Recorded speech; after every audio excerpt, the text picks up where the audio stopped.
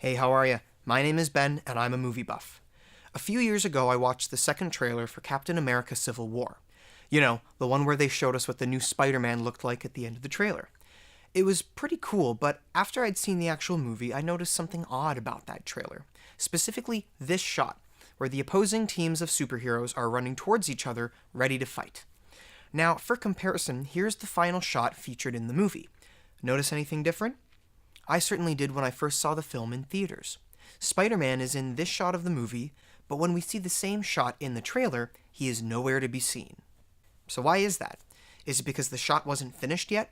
Maybe, but I think it had more to do with revealing Spider-Man for the first time in the promotional material of the movie.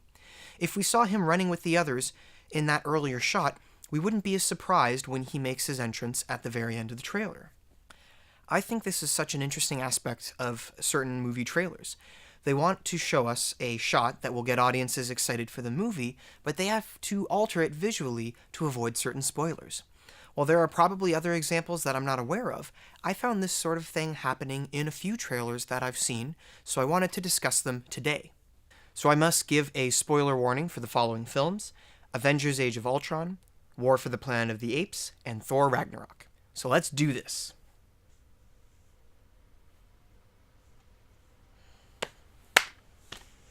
Let's start off with Avengers Age of Ultron. There's a moment in the third trailer where the Hulk, Captain America, Thor, and Iron Man are all standing together facing Ultron. Thor confidently asks Ultron, "Is that the best you can do?" To which Ultron responds by sending every robotic soldier at his disposal. Cap turns to him and says, "You had to ask?" This shot in particular looks pretty cool, but it's missing not one, not two, but three elements that appear in the final movie. Can you guess them all? Quicksilver, Scarlet Witch, and Vision. So why aren't they in this shot for the trailer? After watching the three official trailers, you can tell that they want you to think that Quicksilver and Scarlet Witch are on Ultron's side, and therefore enemies of the Avengers. If we saw them behind the Avengers in this shot, we can make the connection that they will be enemies at first, but eventually join forces to fight the real villain, Ultron. So by not having them in this shot, we know much less about where they will end up.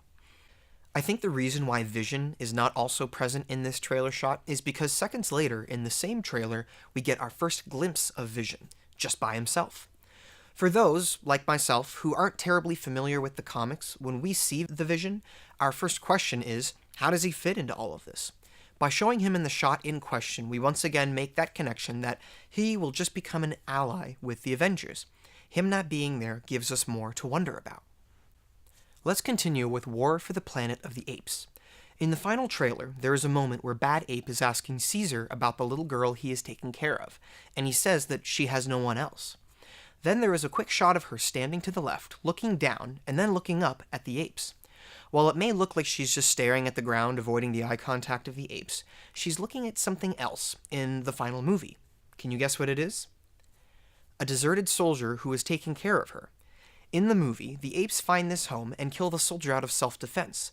Then they look inside the house, find the girl, and as they are about to leave, she walks out to them, looks at her deceased caretaker, and then up at the apes. What I find cool is that this is a really small detail. We see this soldier for a few shots in the actual movie, and when they move on with their journey, taking the girl with them, he's never mentioned again. I suppose if you were to watch the scene for the first time, where the apes and the soldier stand and look at each other in a tense moment, knowing that the soldier dies anyway, the scene has no tension. But the soldier is digitally removed from the trailer, so we don't know that he exists until we get to that scene in the movie. I remember seeing the scene in theaters, and when a conflict is set up like that, usually the first question that pops into my mind is, how is this going to end? While none of the apes are injured or killed, for those few seconds, you don't know for sure. Even though keeping the soldier in the shot wouldn't have made a huge difference in the long run, I like that they omitted that detail. Let's finish off with Thor Ragnarok. In the official trailer for the film, there is a part where Hela asks Thor, "What were you the god of again?" We then cut to a shot of Thor doing a classic superhero landing where he raises his head, revealing that his eyes seem to be filled with thunder as he goes full-on thunder mode. It's a super cool moment for sure, but can you guess what's different about this shot and the final one that's in the movie?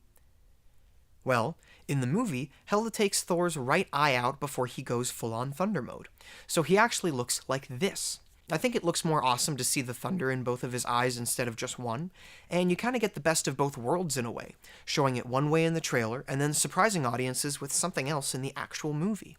Now, you could argue that while they don't spoil Thor's eye being taken out, they do spoil the fact that he goes full-on thunder mode.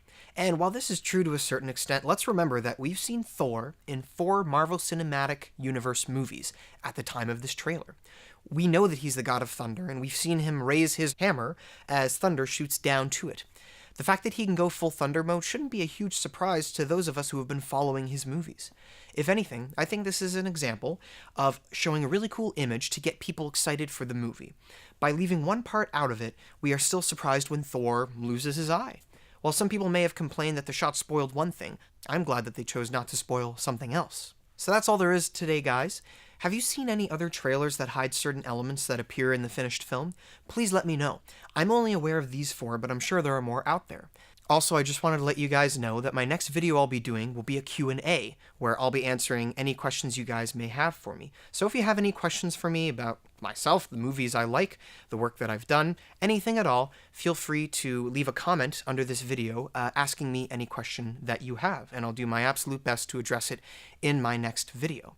Thank you for watching as always, guys. Please like, share, and comment on this video. Subscribe if you haven't already, and I'll see you in the next one.